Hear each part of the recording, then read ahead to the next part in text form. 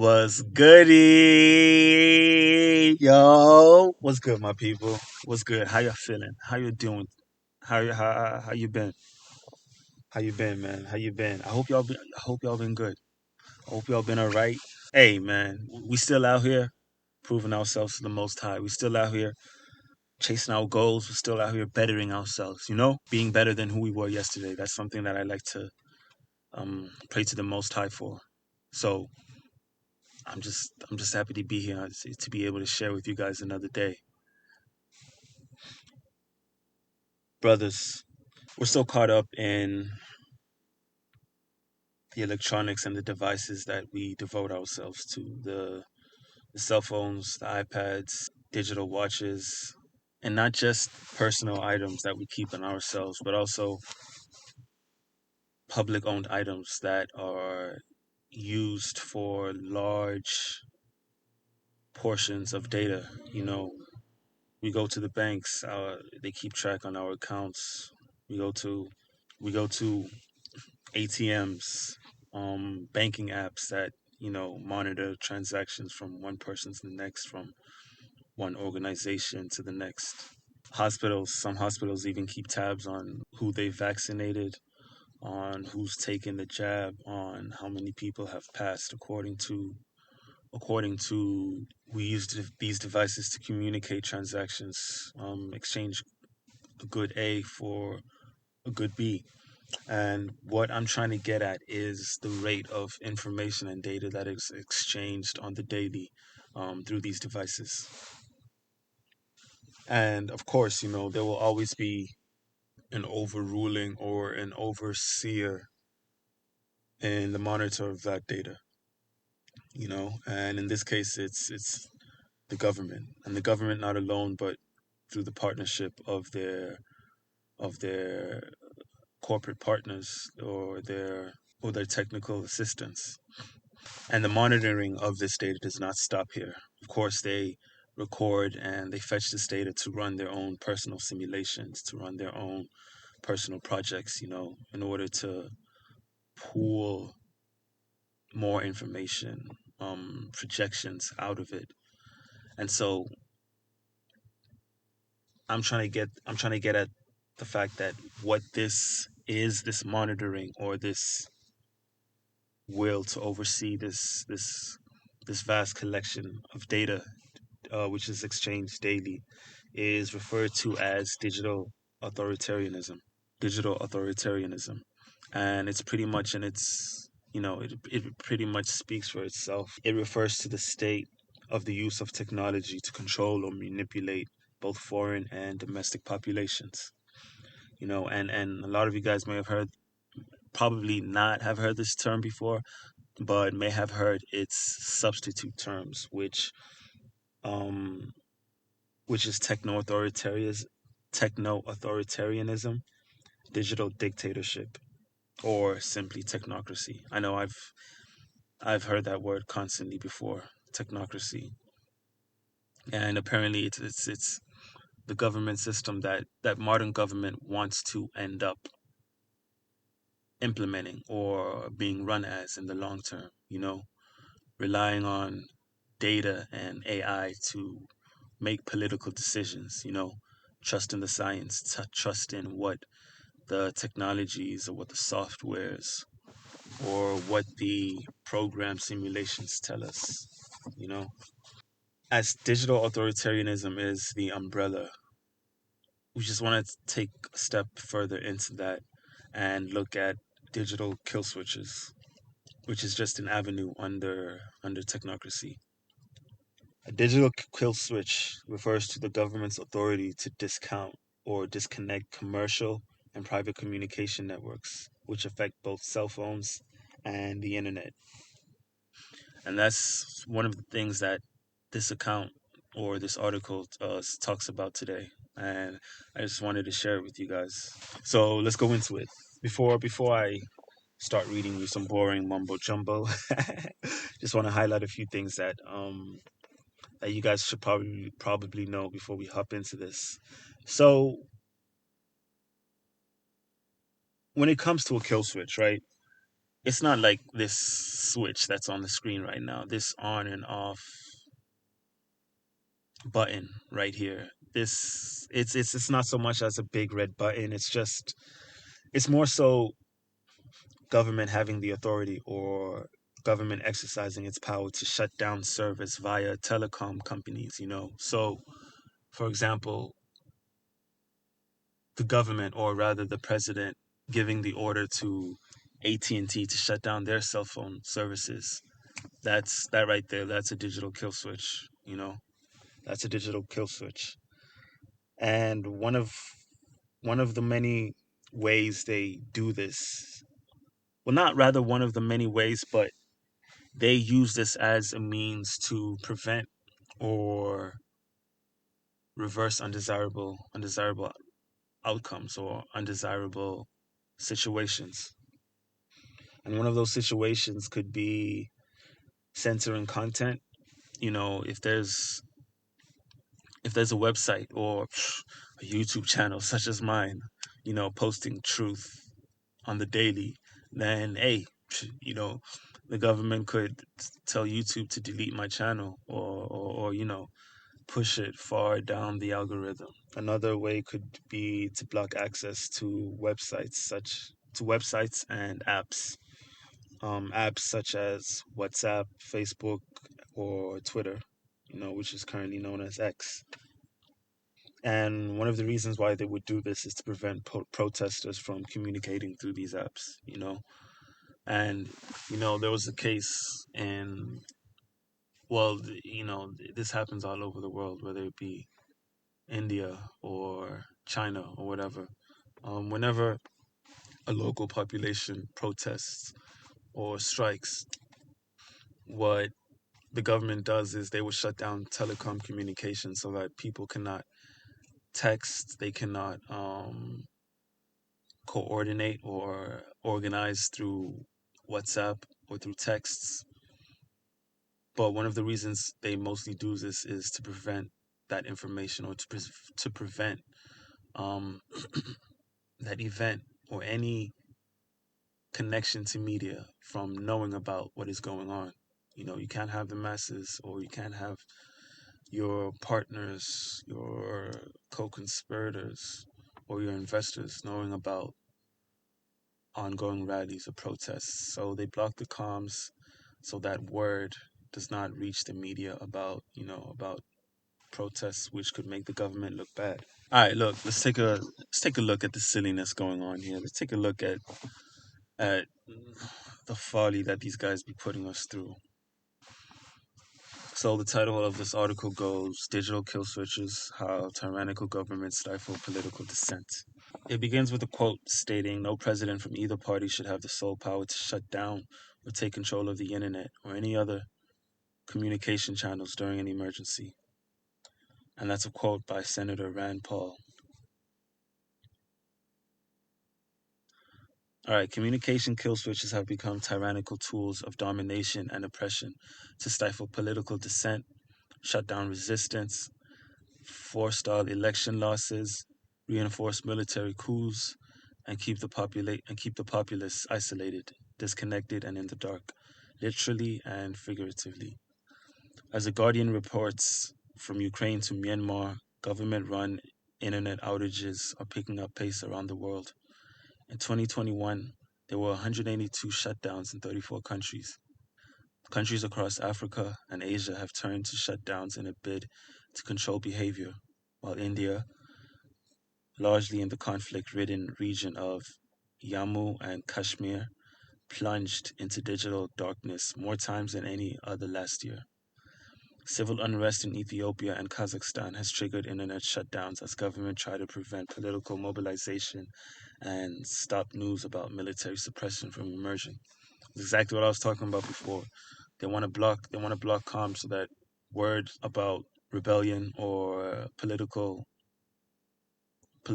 challenge or political protests do not reach the media, because it makes the government look bad to their investors and to their partners. In an internet connected age, killing the internet is tantamount to bringing everything: communications, commerce, travel, the power grid to a standstill. Tyrants and would-be tyrants rely on this cloak of darkness to advance their agendas. In Myanmar, for example, the internet shutdown came on the day a newly elected government was to have been sworn in. That's when the military staged a digital coup and seized power. Under cover of a communications blackout that cut off the populace from the outside world and each other, the junta carried out a nightly raid, smashing down doors to drag out high-profile politicians, activists, and celebrities. These government-imposed communications shutdowns served to not only isolate, terrorize, and control the populace, but also underscore the citizenry. My bad, y'all. But also underscore the citizenry's lack of freedom in the face of the government's limitless power.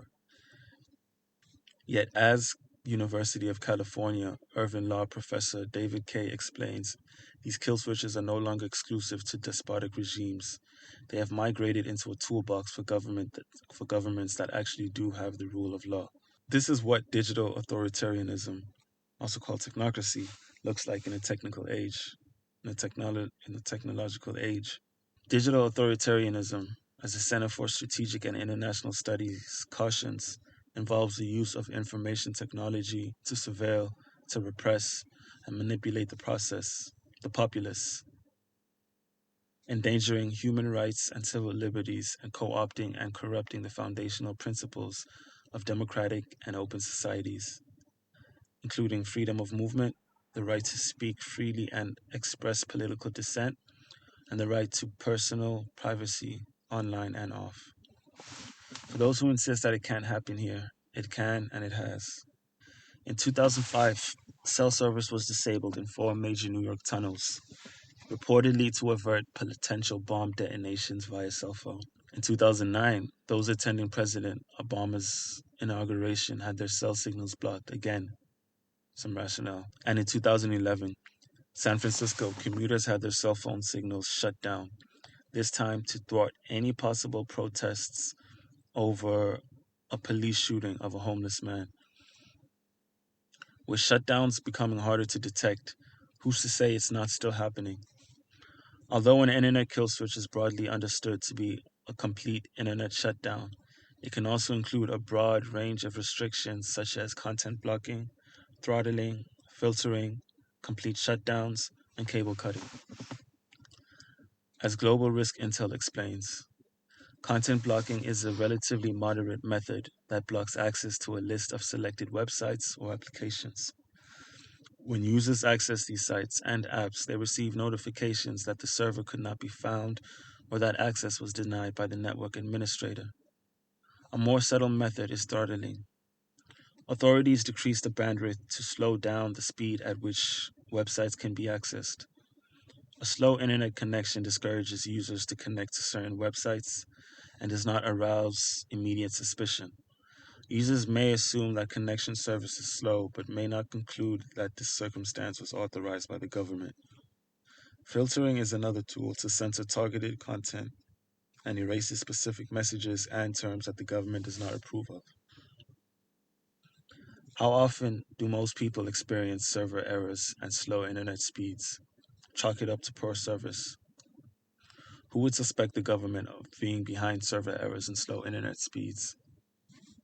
Then again, this is the same government that has subjected us all to manner of encroachments on our freedom, lockdowns, mandates, restrictions, contact tracing programs, heightened surveillance, censorship, overcriminalization, shadow banning, etc., in order to fight COVID-19 pandemic, preserve the integrity of elections, and combat disinformation.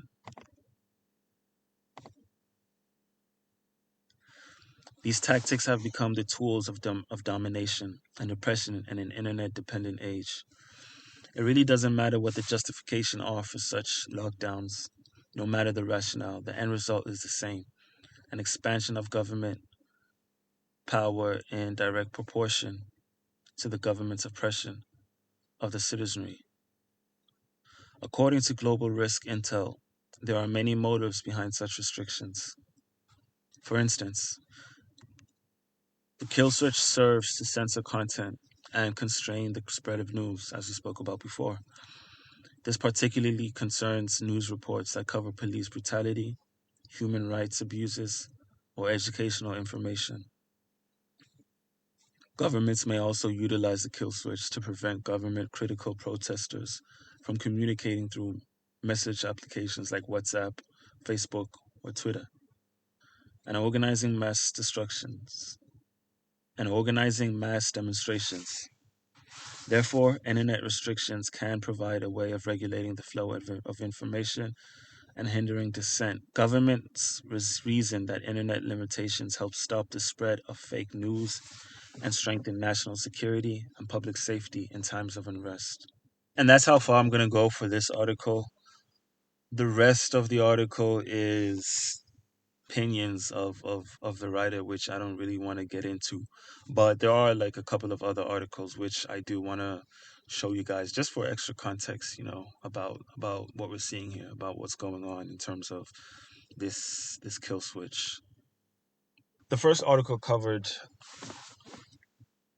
mostly on personal communications when it comes to cell phone services and network. I'm not going to get into this full article, but there are some pieces here that I want to touch on more so, rather the macro consequences of a kill switch. So from the top here, it says that with so many Americans relying on the internet to do everything from online banking to telehealth to education, it's essential that federal law reflect today's digital world, not the analog world of World War II, called SHABO, General Council for Net Choice, a nonprofit that advocates for a free and open internet, tells Reason.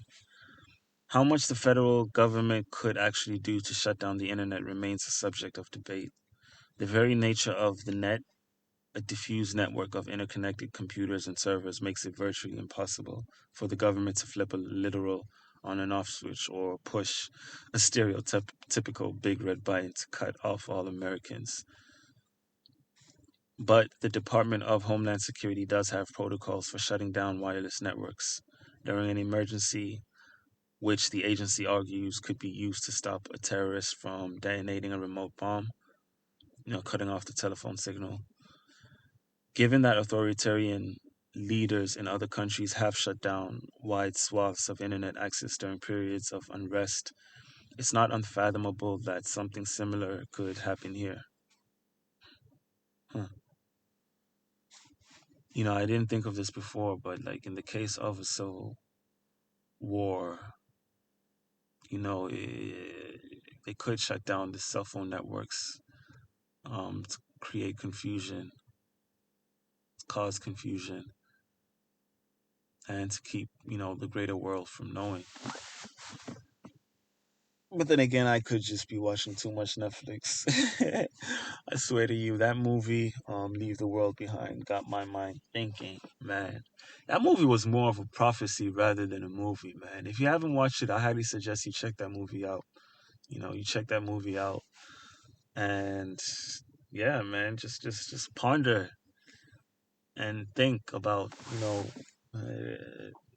the upcoming events that could happen that would cause society to fall as we know it. But let me not digress. When governments around the world turn off internet access, they do significant harm to their national economies and their citizens' civil rights. In the midst of an election season in which partisan lines have grown more rigid than ever, and when neither major political party seems all that interested in pro-freedom policies, this team up of libertarian-friendly lawmakers is a little heartwarming. Gabbard, Massey, Paul, and Wyden may not find many allies in Congress on this issue, and indeed, they don't always agree with one another. But this is okay. They go off on a political rant. But this is what I wanted to share with you guys, more so of the other effects, the other results coming from a digital kill switch, not just cutting off personal telecoms. They could use this to cut off our ability to vote. They could use this to cut off our ability to, research. They could use this to our ability to improve our health. They could cut off our ability to make transactions, that keep the economy flowing. So, one more article I wanted to show you guys here is a bit of history, or more so, like a live example of what governments have actually done and how they practically use this kill switch that is not a conspiracy at this point, you know? All right. Has the government ever turned off cell phones or the internet? Yes, but the only known reports concern cell service. In '05, shortly after suicide bombers attacked the London Tube, federal authorities disabled cell networks in four major New York tunnels. The action was reportedly taken to prevent bomb detonation via cell phone, and according to a National Security Telecommunications Advisory Committee review, it was undertaken without prior notice to wireless carriers or the public. So they do this without your consent, without warning, and without your knowledge. In an April statement to Mother Jones, Verizon denied having any role in shutting down cell service in New York. In 2009, during Obama's inauguration, the feds used devices that blocked cell phones from receiving signals to prevent bomb detonation. In 2011, officials for the San Francisco Transit System cut off cell phone service in four Bay Area rapid transition stations for several hours to preempt a planned protest over BART police fatally shooting a homeless man. So there you have it, man. This isn't conspiracy. This has been going on since '05, And if you think about it, if they had the kind of technology, or if they had that kind of authority and power to like do something like that back then, imagine how worse, imagine how deepened, imagine how greater that power or that technology is now, you know? So these are a few examples of the kill switch being used in local populations. So I guess if it were ever were to be used in like a greater population, I guess it would have to be coordinated, like a series of agreements between partners shutting down service areas in this location and that location and over there in that location. And yeah, man, that's my check-in with you guys. Thank you for continually watching the videos. You guys stay up, man. You guys stay up. Keep reading. Keep reading the scriptures if that's what you do. Pray to the Most High every day for knowledge, wisdom, and guidance. If you're honest and if you have that genuine, truthful intent in your heart to do better and to be better, He will find you. I promise. You guys have a great day. You guys have a great rest of the week or whatever the time of the week it is, man. I'll see you guys in the next video. I'll see you guys in the next video. Stay up.